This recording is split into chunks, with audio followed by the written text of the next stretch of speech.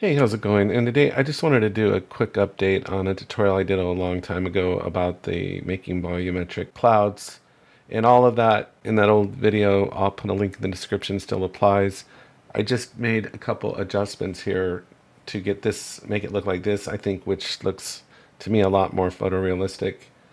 And so, you create a null object. Let me get out of VPR for a second here, and I'll just show you.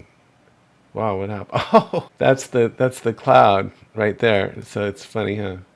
So that's actually the volumetric cloud, which in that old tutorial I said put it in a box shape because I think it works better than a sphere. That's just a null object. If we click here, it's just a null object, and then we set it to a volumetric primitive type.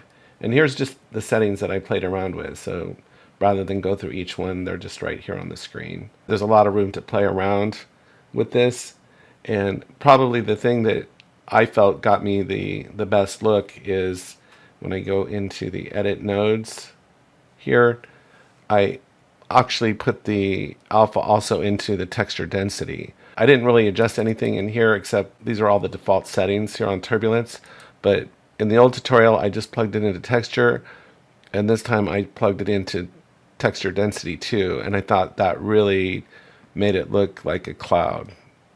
And so that's the only thing that I really changed. And so that old tutorial still applies.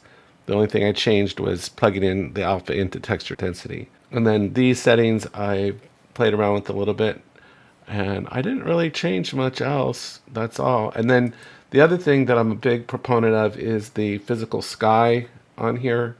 So you come into background, and if you go into here, it's really worth playing around with these values. Of course, you pair this to the environment light, and then you can use, if you select the environmental light here, you can reposition the sun in the sky. You can actually add stars if you want to, make it look like something out of Star Wars. And you can play around with these settings, but I didn't really get much of an effect out of those. The one that I liked was changing the surface albedo to an earth color. So I put it to brown. So this is how I got to brown here with the hue 7.255 and 16. So dropping the value here got me to brown. So I thought that gave it a nice earthy feel to it.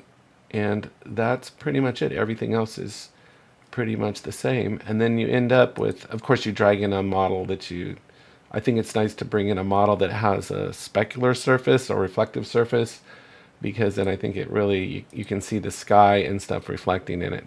So you can see what it looks like from here, right? Which it doesn't necessarily look like a cloud from here. I stretched it out.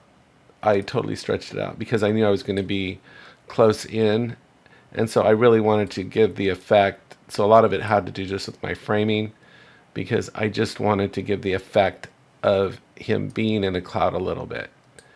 Because it was kind of like, well, what's the point of having the cloud if you can't really appreciate the 3D-ness of it, so I brought it down. So here, what's cool is that you can just select the object in the scene, and you can literally just raise it up or down. See how I can just raise it up? And so it's super cool. Like, I can reposition it any way. But what's great is if you use the volumetric cloud in conjunction with the physical sky, then you really start getting these effects that really, in my mind, look very photorealistic.